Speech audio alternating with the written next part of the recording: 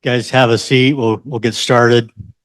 My name is Brandon Squire. I'm the national governor for heavy highway, at least for the next little bit. And we're excited for today's session. Carlos, how many years have you done this session for us? A while.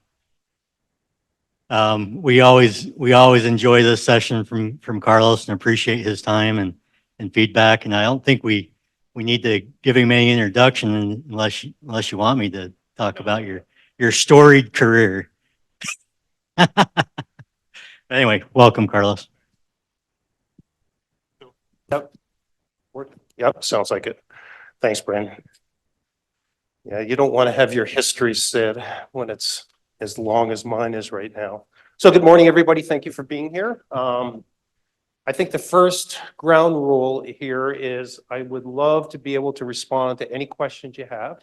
I'd like to say on any topic, some I know more of, some I'll be a little more making stuff up possibly.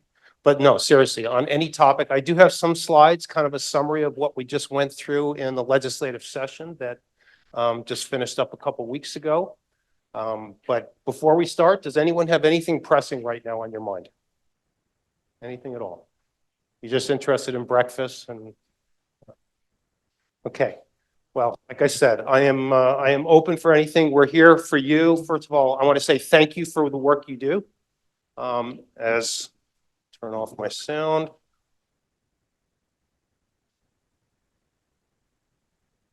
Hey, we're shutting down roads. It must be snowing in Park City.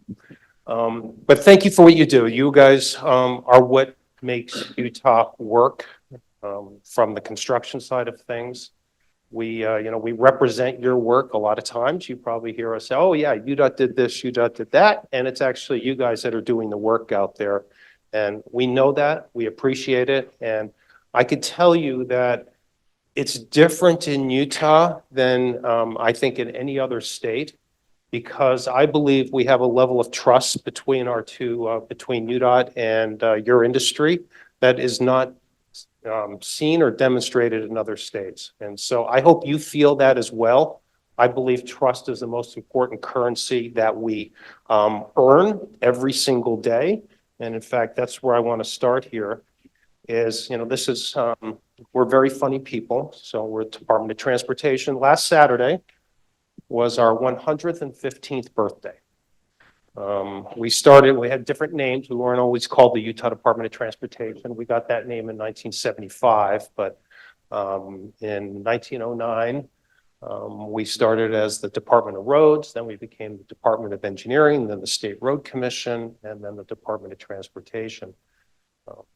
You could see our mission, our purpose. I always like to understand why we do what we do. We don't exist as an organization to plow roads, to build roads, to design roads, whatever that might be. We exist to basically save lives and make people's lives better. Improve the quality of life for every citizen in the state of Utah is fundamentally why we exist. And you can see the four things, we call them the quality of life framework. And this is important, I think, for you guys to understand. So when the Transportation Commission, 7 members, volunteer board, that pick the projects that we work on, when we make recommendations to them, we drive those recommendations based on those criteria. Those are the 4 things we're trying to achieve with all of the capacity projects that we program and we try to execute. And so it's things that matter to people's lives every single day. And so that's what the needle that we're trying to move on. We measure our success based on how we do things. So how we do things matters. And this is important for you in your industry to understand. Years and years ago, we were doing a project down on St. George Main Street, and it was just, we were butting heads like this with the city. And we had come in and we were darn determined we were going to widen this road, put in center turn lanes, and just widen as much as possible. Because if you know St. George, there's not a lot of through areas to get through to connect. And Mayor McCarthy at the time was pretty pissed at us. And he called me up. I was the deputy director at the time, and he called me up and he asked if I would come down to St. George and visit with him. And we walked up and down Main Street together. And he was explaining what that area of their city meant to them. And then he says, and this is what you guys are trying to do. You're trying to run a bulldozer through my town. And so we stepped back and we kind of rethought how we were going to approach that job. And we came up with a design that the city was supportive of. And if you've been down to Main Street right now, it's a road that works well for transportation, but it works well for that community. And the practice that I started on that job, and I usually do on smaller jobs, when we're done with construction, I'll call up the mayor and I'll ask him a simple question, him or her, a simple question. Would you have us back again?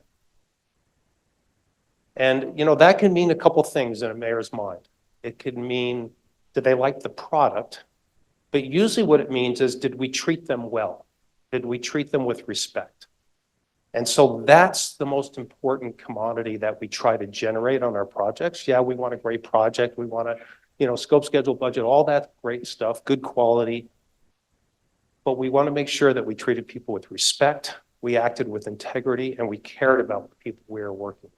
Those three values are what's important. That's how you gain trust. Year over year, you build up trust. And because we have trust between us, between the legislature and all the elected officials, is the reason they continue to give us money. And I'll talk a little bit about the continued funding for transportation, because it's very important, I think, for our industry to think about that. Now you can see the three goals, the strategic goals down there. Those are in statute. Those are state laws. So that's what I have to report on that a couple times a year to the legislature. When the governor calls me in, he says, how are we doing? We'll sit down, and in fact, we're going to meet with him in the next couple of weeks, and we'll go over these things. We'll show how well we're doing on our different goals. And so we have those various strategies across the bottom. I know the print's probably too small to see those things here. But we obviously try to preserve the infrastructure. We have a massive investment in our pavements and our bridges. Those are our two largest asset values that we're trying to maintain. And a lot of the work you do is all driven around meeting that goal, preserving that infrastructure. And then the optimizing mobility piece is the piece that we spend most of the money on. Over 50% of our budget goes towards building capacity projects. And when you think about our state right now, the last 20 years, fastest growing state in the country, it doesn't seem like we're slowing down. We are growing like crazy. If anyone hasn't had a chance to go down into Southwest Salt Lake County, Northwest Utah County to see what's going on down there in terms of the explosive growth, Western Davis County and Weber County, it's going to continue. And so we're going to continue investing money to provide road capacity, but we're also working in the world of building transit as well as providing for active transportation, the Utah Trail Network that we're starting to develop. And I'll talk a little bit about that in a few minutes. But the safety piece is the piece that is always the most important to us, and I believe it's the most important to you. We had an employee that was hit by a car just last week. I was talking with his family earlier this morning, still in a lot of pain. He was out filling potholes and picking up litter early in the morning, right on the edge line, and he got hit. And you guys have all probably experienced this with one of your employees. It's the thing that brings everything back to reality. All the urgency we have, all the the desire to be efficient, to get the projects done, and all of a sudden somebody gets hurt, and we step back and we say, holy crap, what are we doing? What do we need to do better on this? And it's something that I know you're all focused on and we're all focused on as well. And we have tons of measures behind this. I'm not going to bore you with the measures. I'm going to just show you one here that is the one that we keep in front of us all the time. So fatalities on Utah's roadways.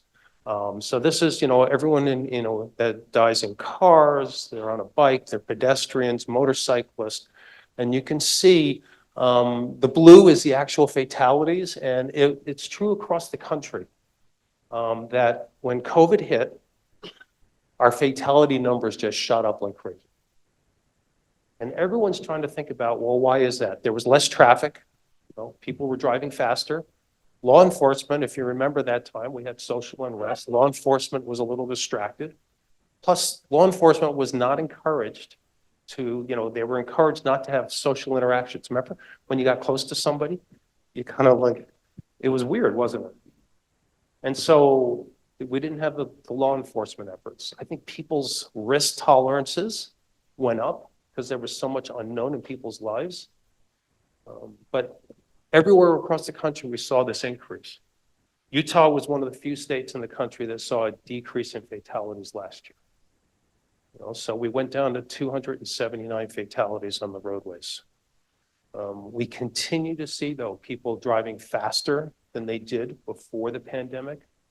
We're seeing in Utah, we've benefited from the local culture of not drinking and driving. We've seen an increase in driving under the influence, which is disturbing to see some of these crashes that we're seeing right now. And, almost all the wrong way driving crashes are somebody who's driving under the influence. But like I said, 279, we're below. You can see what we said here is the orange is a 2.5% decline over the last 3 years. So it's a rolling average. And so we try to decline the fatalities by 2.5% each year. So we're still, I think we were at 44 as of yesterday. So we're still below the target, the declining target that we set for ourselves this year, but just barely. So safety, right? Safety first for all of us. It's the most important thing we work on, both internally with our own employees, but also through the projects and the activities that we work on to make the roadways safer. We're trying to work on this concept of a safe system. So it's everything from driver behavior to what can we do out on the roadways to eliminate the risk when people make mistakes. Because people will continue to make mistakes. People will continue to do stupid things. I'm convinced of it. And what can we do to design our projects so that those mistakes are mitigated and they don't result in a loss of life? So I challenge you to be thinking about how we can do that. Okay, legislative session. This was what they called a socks and underwear session. Brings up some interesting images, doesn't it? You probably don't want to go there. But we got $1.1 billion more than we asked for. That's all for capacity projects. So I wanted to put this in context for you. And so I am going to try to go over to our website. I think I have it lined up here. So this is on, if you go to the UDOT website, udot.utah.gov, and you go to our strategic plan, we don't have 25 in there yet, FY25. We're working on that. It should be in there any day now. But if you come over here, this is the percentages of the different funds that we have. I just wanted to come over here to the Transportation Investment Fund. So $1 billion of ongoing. So this is 20.68% of the statewide sales tax. $1 billion every year of ongoing money goes to the Transportation Investment Fund to build capacity projects. Now, a portion of that is being just under about 250 million is going to pay debt from previously issued bonds. And then last year in the 24 session, you can see we got $800 million of one-time money for that capacity program. This year, if you remember this slide here, so remember $1 billion of ongoing, another $1.1 billion, of which the most important part, I think, is 330 of that is ongoing. So that means our ongoing program for TIF went from $1 billion a year. And for sure, we've had a couple, $1 billion one-time money in 21 and in 22 and in 23. But then we got this 330 million that sits on top of it. So almost a 30% increase in the ongoing money going to the Transportation Investment Fund. Now, they borrowed some of this money, those of you that are good at math, might say, well, wait a minute, those don't look like they add up. 1.1 billion. 300 million of the 1.1 was set aside. So if you've heard them talking about affordable housing, there's a loan fund that was set up for 3 years for affordable housing. So in FY28, we're going to see that 300 million come back as one-time money from this affordable housing effort. So a pretty significant increase in funding for transportation. And it's driven by a couple of things. It's driven by the fact that the legislature is committed to keeping up with growth. The governor and the legislature believe that transportation infrastructure is one of the fundamental purposes of government. So, we are a limited government state, which is a good thing. We're a fiscally sound state. We balance our budget every year, but they're committed that this is an area that government should invest in. And so you've seen this commitment to continue to invest. And I can't tell you that, between the governor, Speaker Schultz, and President Adams, that commitment is super strong. So here's an overview. I kind of showed you that website piece, but the blue now, it's over 52% of our funding is coming from the Transportation Investment Fund. The orange is the Transportation Fund. And so the Transportation Fund is gas tax and vehicle registration. There's a bunch of other fees, motor carrier fees, mostly from trucking, that go into that. But think gas tax and vehicle registration go in that. That's what basically funds the department. So all of the employees, about 1,700 employees, the snow and ice operations, the maintenance operations, all of that comes out of that transportation fund. What's left over is about 175 million this year. That goes to the commission to assign to projects. And so those are projects that you guys bid on. The highway funds, the federal highway funds, so 17%. That's the lowest percentage I've seen. There's not many states that have the federal program is such a low percentage of the state program. And that's because of that state commitment right there. A lot of states are sitting at 60% of their program is federally funded. Think about what that means. You're really dependent on the federal government passing, authorizing bills and appropriation bills. So all of that federal money goes to fixing pavements and bridges. There's about $22 million that's dedicated to just what we call HSIP, Highway Safety Improvement Program. So just safety projects that have to be identified through a benefit cost ratio. But most of that is pavements and bridges that come out of that. So between the transportation fund and the highway fund, that's really how we take care of what we have. That's the preserving the infrastructure piece that I showed you in the strategic document. And the other pieces, we have the TTIF. So that's where we're funding the transit improvements. That's the yellow piece. The 3.9% of our budget is in that TTIF side of things. Active transportation, we have $45 million every year to build trails, a network of trails that we're building around the state. We have historically given grants to cities, and they've built them. And so we have really good trail systems within communities. And so now we're going to be building the interstate of trails. We're basically going to look to connect all of those trail systems together throughout the whole state. And we just took to the commission about $100 million of trail projects for them to consider. And we'll look for action in the May transportation meeting on that. You can see the Cottonwood Canyons fund. There's about $20 million every year that goes into that. The legislature appropriated $150 million out of that fund in the 23 legislative session. And that was to do phase one of the Little Cottonwood Canyon that was identified in the environmental impact statement for Little Cottonwood Canyon. You're probably all aware that I think we have four lawsuits on that project right now. So we're not moving forward too quickly on that. I know Sunday, I sure would have liked to have seen a gondola going up the canyon. It took me 2 hours to get up the canyon on Sunday. We have a rural transit program that we administer. That's all federal funds. And so we help support rural transit programs across the rural part of the state. This is usually van pools that we help fund. We have We help fund some small transit system in the Unit Basin. And so around the state, we help fund that rural transit. And then we have an aeronautics fund. So it's we fund that out of what's called the aeronautics restricted account.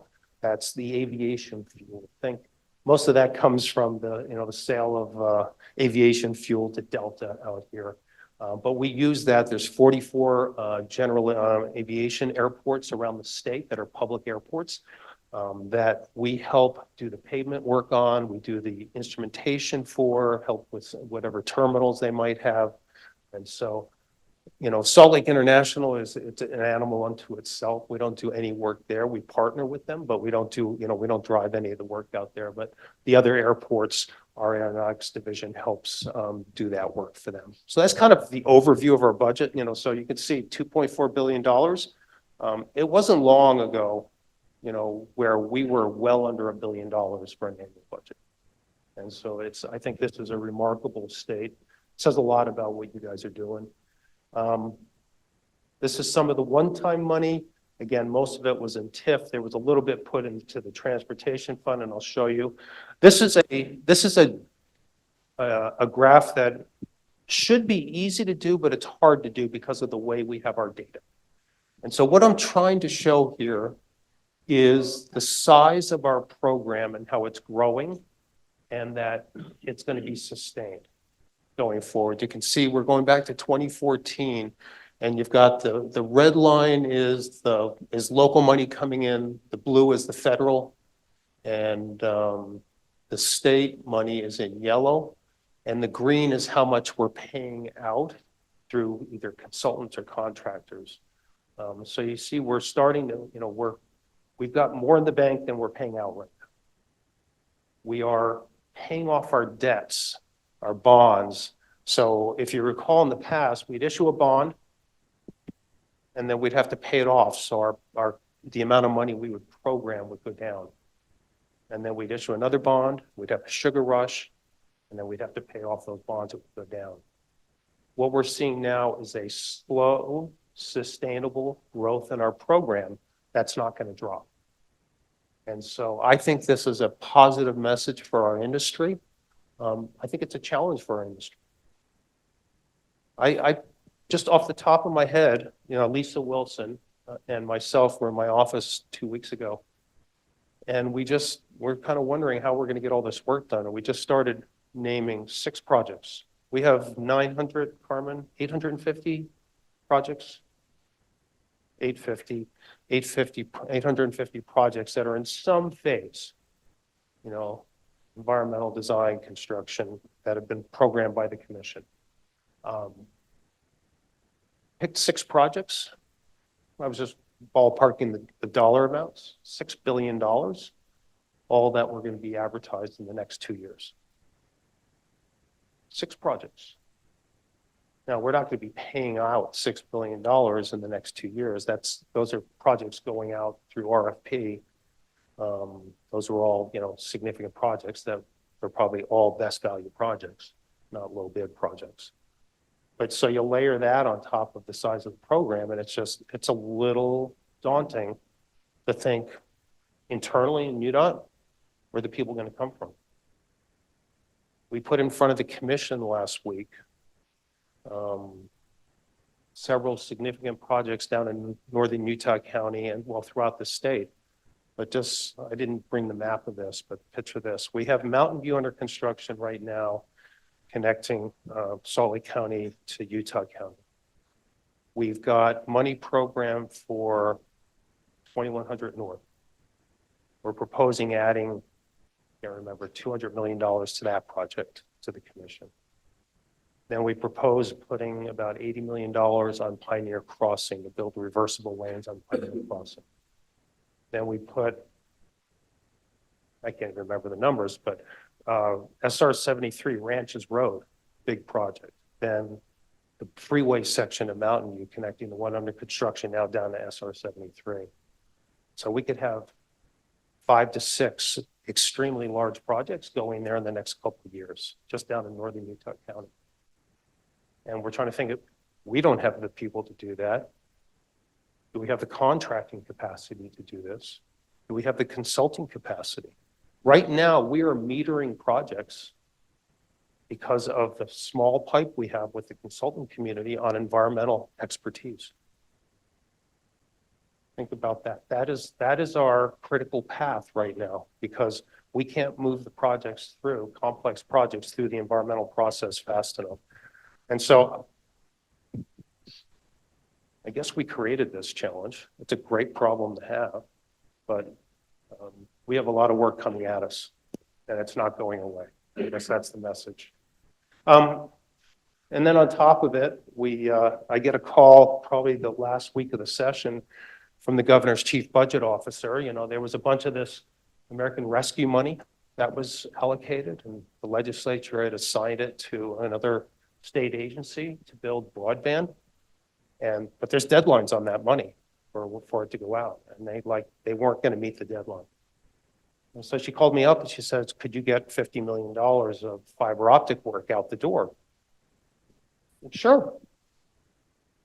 And so we ended up getting that gifted to us on top of it, because you guys can make that stuff happen. Some pass-through money that I'll kind of go through here. So money for the power district. This is when you hear power district, think this is the Millers and the play for Major League Baseball in the state of Utah. And so we've got the money. We're going to pass it through to the Metropolitan Planning Organization responsible for the Salt Lake area, so Wasatch Front Regional Council. They exist to be planners. And so they will bring together all the partners, and we'll try to figure out what are the transportation improvements that have to be made to facilitate, you know, that new baseball stadium and all the development the Millers envisioned. The Millers have been amazing for this state. You know, I was lucky enough to work with Larry on several projects, and it is truly that this is a family that is truly doing things because they want to help give back to their community. And Gail is continuing that. $20 million for a couple of airport projects and cash to build a new maintenance facility for their buses. We did ask for a new program, Highways in the Sky. So think about drone delivery. Think about what we need to do to organize drone delivery. And so we're looking to create a sandbox for industry to be able to prove out and try out different ways of doing this. And so we'll hire probably 1 or 2 employees. We're going to find different locations in which we can move instrumentation around to allow the private industry. We want Utah to be a place where if you're a clever entrepreneur, you want to figure out, you want to get into this business, let's go to Utah and figure out a way to be competitive in this. And so that's what that is. Okay, so because we're growing so fast, and you think about this, Utah, 7th most urbanized state in the country. 7th most urbanized state. That means about 80% of our population lives in a defined by the U.S. Census, an urbanized area. 65% of our land is owned by the federal government. And it's where we have great rural opportunities to recreate. But most of our population is here on the Wasatch Front. It's about 100 miles long, 35 miles wide, lakes, mountains. And we're going to almost double in population in the next 40 years. Where are those people going to go? Are we going to double the lane miles we have in this urbanized area? Think about doubling the amount of lane miles in the Wasatch Front. We're not going to do it. So transit becomes a big, big part of how we're going to maintain the mobility in our state. And so one of the proposals that we made in the governor's budget was to allocate 1% of the sales tax to transit. We wanted to make it generic to all transit through the negotiation process of the legislature. The legislature sees the front runner as the spine, basically the I-15 for the urbanized area, and they wanted the money focused on front run. And so you can see that we're going to allocate money. Our proposal to the commission was the first year, 1% is about $50 million, that we would allocate 4 years of this 1% to building a new front runner station at Point of the Mountain, doing more double tracking going south. And so that will be another project. It's not the existing double tracking that we're working on. That's another front runner project that will be coming. And then they also identified 50 million of what they call it at risk. What that means is, Carlos, you're at risk if you spend this before next legislative session. So they wanted to put it to the side so nobody else would get their hands on it. But they said, you know what, we're going to say that this is going to be going for transit at Point of the Mountain. But you can't spend it until we're at least 10 days into the 25 legislative session. That's depressing for me to be thinking already about the 25 legislative session. Because that's in 10 days in is when they do their base budgets. And so that's when they'll say whether or not they think they will have that money will materialize. So another set aside of money for transportation. One of the things we asked for, you guys might not be interested in this, but we wanted to every year pull out of TTIP up to, so just a maximum amount. We may not pull any out, but to do transit planning. You know, I am not necessarily believe that the transit planning that's taken place in our state has been truly visionary. And I think we need to do more to think big. You know, if we're going to meet the future, we have to think big. And so the idea was that we as the state wanted to be able to have an ability to do that. There was intent language that this is an interesting one. I said, oh no, trust us, we will program it, but they wanted to have intent language because I think the legislator who put it in wanted to be able to point at it for their community. So this is a consolidation of 2 rail lines down in Springville, down in Utah area, where we want to move those tracks. They're very far apart, and it's created this no man's land. We want to move this track so they're parallel to each other so we can eliminate 2 grade crossings. We're going to build a bridge at the other location. And so this is 16 million of our TTIF money to go there, to the Sharp Tinted. Okay, this is all pass-through money. So this is Salt Lake County, their local money. We have affectionately called it the quarter since the 90s. So this is a lobbyist frenzy at the legislature every single year. And the way they divide up this money is a sight to be seen. But it usually doesn't, you know, you always know there's a list being developed. Everyone knows who's developing the list, who's the holder of the list. But nobody ever sees it really until the last week of the session and it pops out. So there's 2 pages of stuff that we have to enter in agreements with all these entities. Independent and they have to have performance measures that they have to commit to that what they're going to do with the money, and then we pass that money through to them, and there's more of the stuff. And so all these Salt Lake County communities are going to have these, you know, fairly small projects. And part of my concern on this approach and these projects, they're all good projects, but this is a get what you can, get your foot in the door exercise, and then we'll have to, you know, that will then provide motivation for them to give me more money. I would be surprised if many of these projects are fully funded with this one. That's the cynicism. That's all I have on slides, but I would love to answer any question or try to answer any questions you guys might have. I'm sorry? Olympics, great question.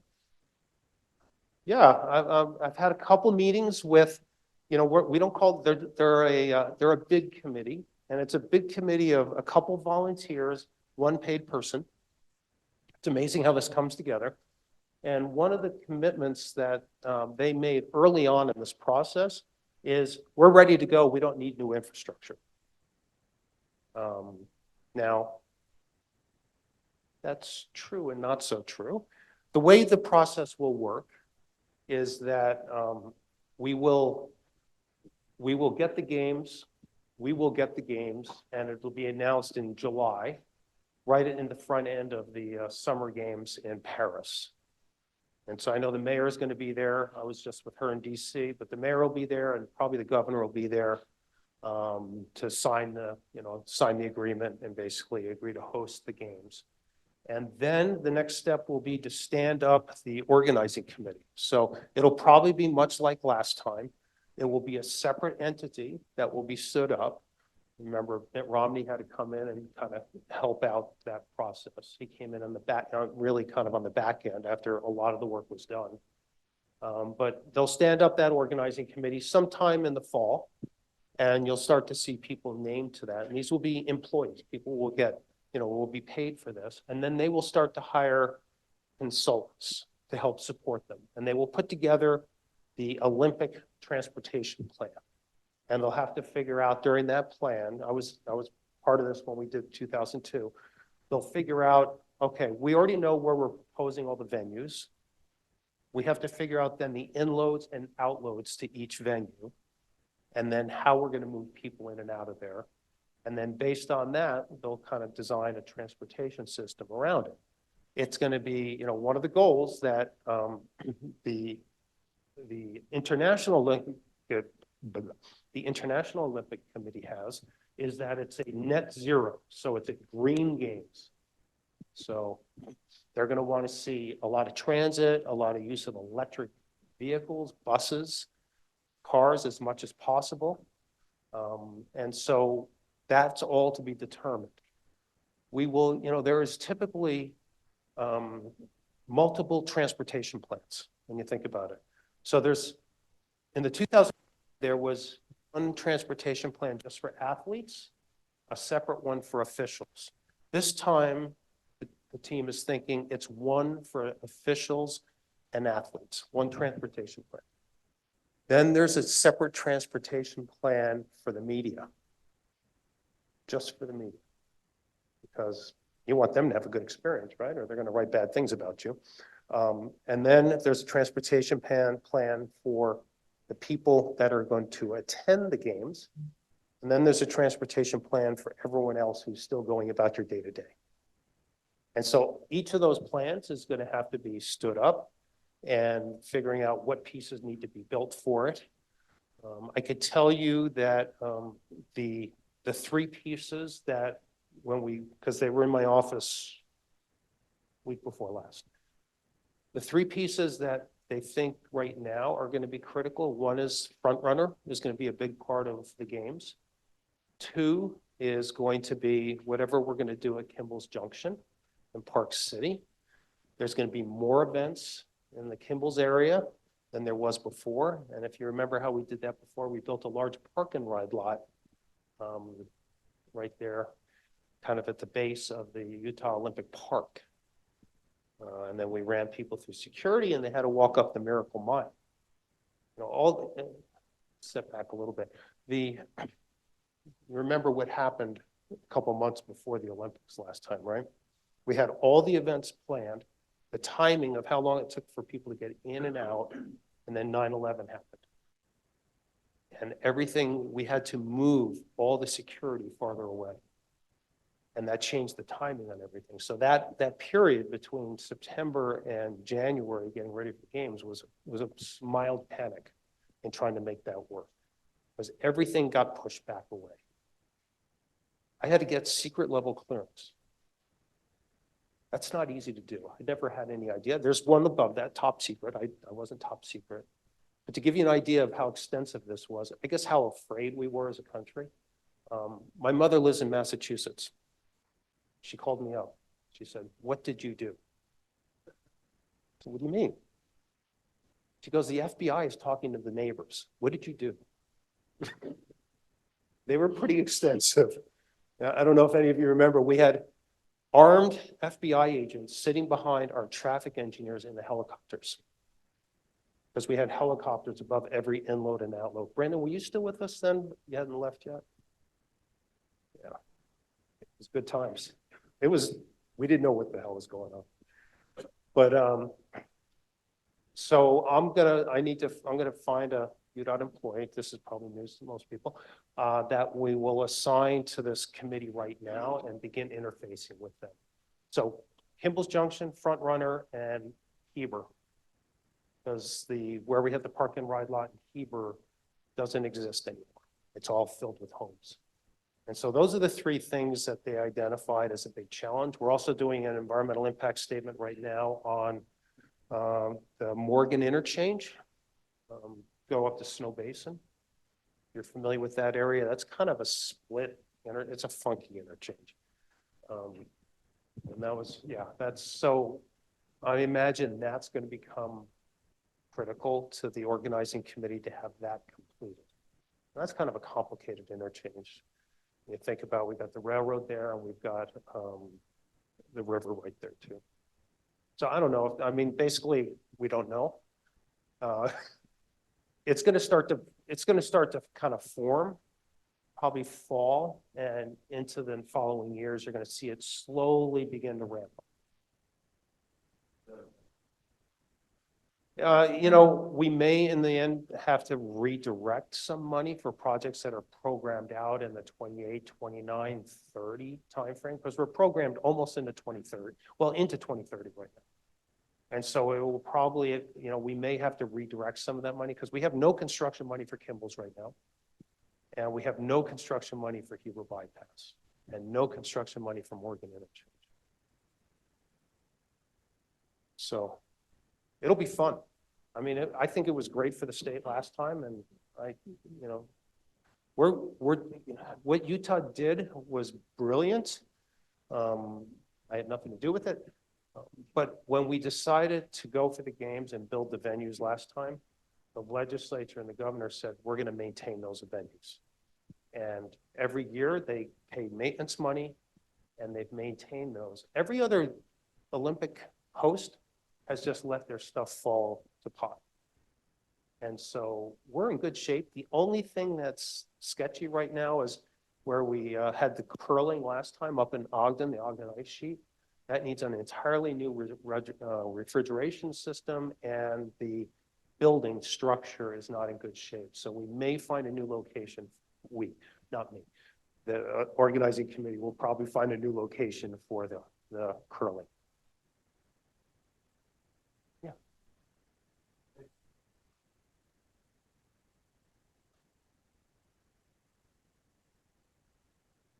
You listened?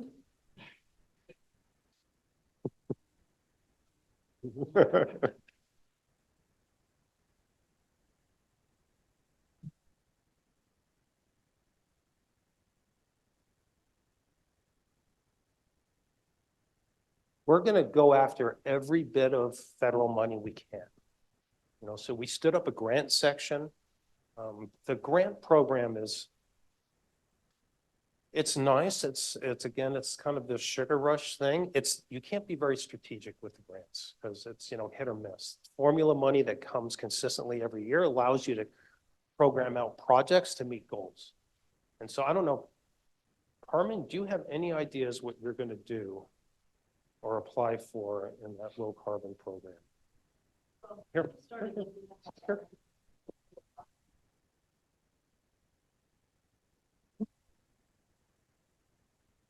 Yes. That doesn't. Never mind.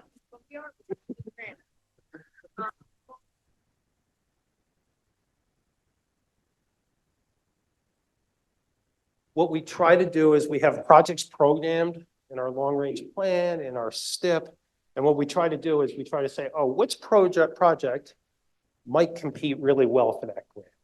We don't try to come up with new stuff as we respond to grants. So.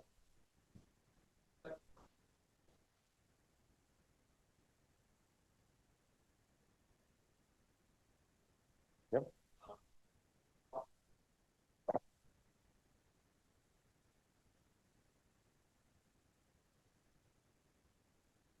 No, that did not come from UDOT. Yeah, those were interesting bills to watch. I'm not going to lean on anyone in this room to further clarify. But what I think the outcome was actually a pretty good outcome in that the Department of Natural Resources will be conducting, I'm calling it a market survey. And so they're going to be looking at what is the demand, the future demand for materials. and what is available in what location. And so I think that's a good approach to take. Let's figure out what the real issues are and what the needs are, what the quality of material is available, what the quantity is. I think we're always a little concerned as we start to see the urbanization around gravel pits. I mean, we all know how the public loves to have a gravel pit next to them. You know, I could sit in the morning and my front step and read the paper and drinking coffee. I can hear the gravel pit at the mouth of Big Cottonwood Canyon. To me, that's progress. I like that sound, but a lot of my neighbors, they don't think it that way. So I think, you know, a lot of times the path of legislation is you don't really know where it's going to go. I think this ended up in a place that can lead to a more positive conversation for this. Because I think ultimately that material quality and quantity is something that's important to all of us.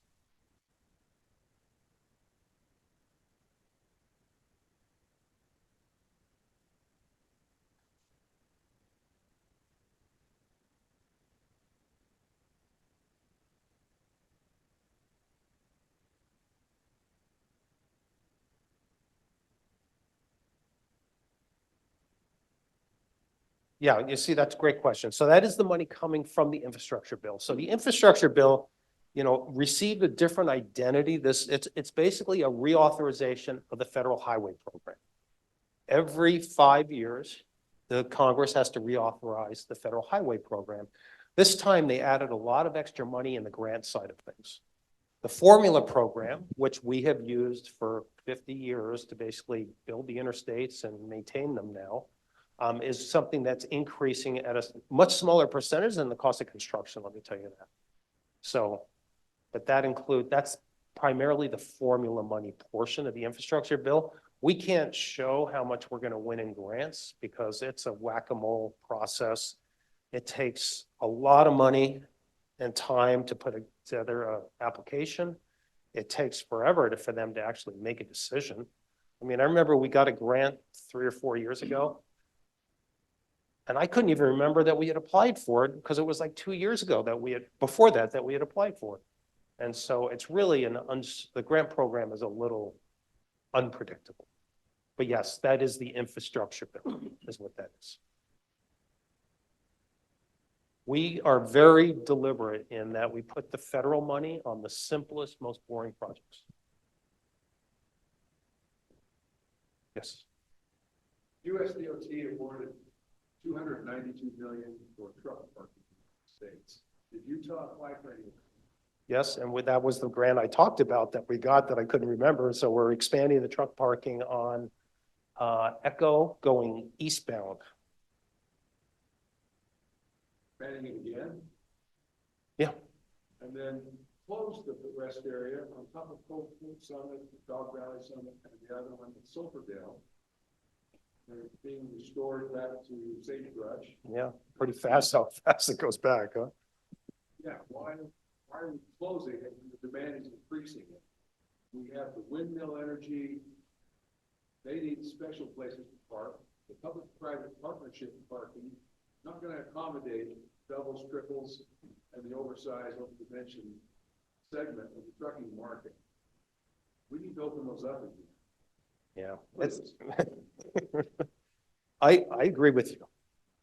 We're in a tough position on this. This is an area where our legislature feels we shouldn't be competing with private industry, and that these services should be delivered through these public, these rest stops, the public-private partnerships, as opposed to the state spending money on it. And so we haven't really built any rest area. The last one we built was the Tucker rest area there, that we had to move from the mouth of, from the base of Soldier Summit. And so I agree with you. We have to do more with truck parking. We have to do more with our rest stops. But it's a tough area to find the funding for, because all of the money I showed, we have a ton of money, but it's in categories that have restrictions around how you can spend it. So I don't have money to maintain rest areas. And as you mentioned, the gravel pits next door, and how people don't want that in their backyard. same with truck stops and expansion of existing truck stops. But yet we have thousands of acres of median built travel plazas like we have in the east. And they can bid on that for a 75-year lease with UDOT. Those operators like Mine J and Maverick, they can bid on that property and build without any objections of neighborhoods. Would build all kinds of access. I would love to do it. We've petitioned the USDOT many times to allow public-private partnerships. It is against the law. And one of the strongest lobbies out there right now are the truck stop operators. Incredibly powerful. You would be surprised. Mary Peters, when she was under President Bush, when she was Secretary of Transportation, I knew her well when she was, you know, she and I were both deputy directors at the same time. She came out of Arizona. I said, Mary, what if I put a proposal in, and would you take this in? And she goes, please don't do this. And so we would love, and it's one of the requests we make as an association, American Association of State Highway Transportation Officials. Every single year, we make this request as part of our reauthorization policy to allow states to do public-private partnerships. Where you see them on the East Coast is when they came in prior to the Federal Highway Act. Yeah, we'd love to do it. We think we could offer better services at lower cost to the public that way. So help us. I'm doing my part. Come on, you guys, you got to have questions or something to complain about.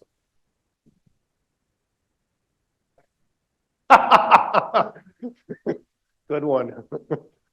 Yeah, striping, litter, probably two of the biggest complaints we have.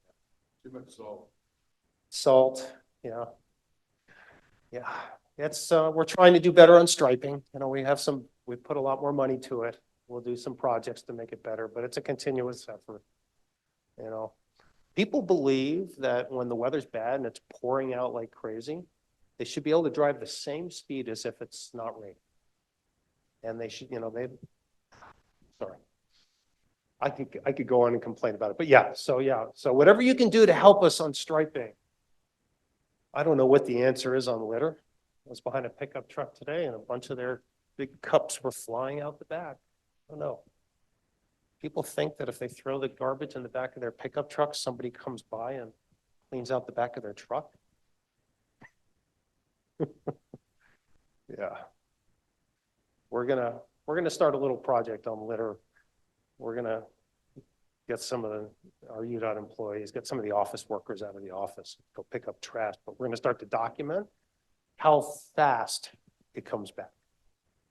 It's remarkable. 2 to 3 weeks after we completely clean it up, it looks like we weren't even out there.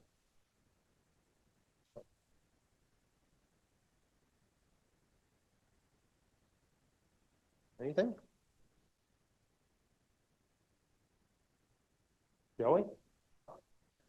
You got anything?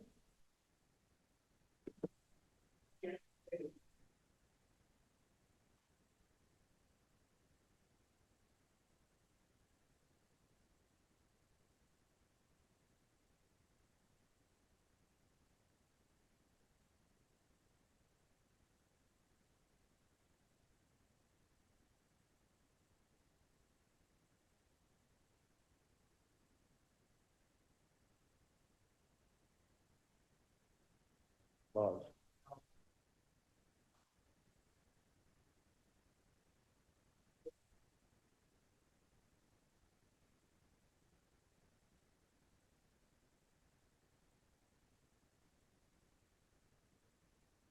Yep. And I know when we bring legislators out on your projects, it's a pain in the butt, but it buys us so much. It really does. We're gonna get Congressman Owens. We're gonna get him out on Mountain View Corridor. I told him there's not a penny of federal money in here. He doesn't care. He wants to go out and touch and feel the project. You know, so we will continue to do that dog and pony show and bring legislators out onto your projects. So please don't, when you roll your eyes, my assistant, who's been with me for a long time, she has a sign on her desk. She goes, "Did I just roll my eyes out loud?" Roll your eyes, but don't let the legislators see. It adds a lot of value. Hey, guys, well, thank you very much for what you do. You're amazing. We appreciate you.